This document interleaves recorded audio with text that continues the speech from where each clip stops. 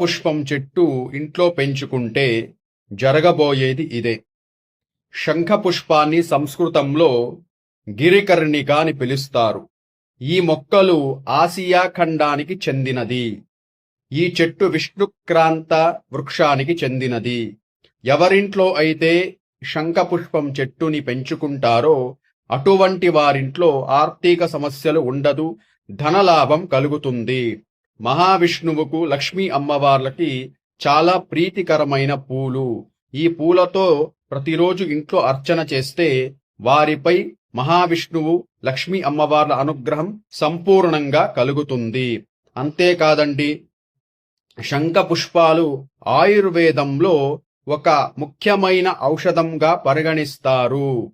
ఈ పూలలో anti ageing లక్షణాలు ఎక్కువగా ఉంటాయి. చర్మాన్ని ముసిలితన బారిన పడకుండా కాపాడుతాయి.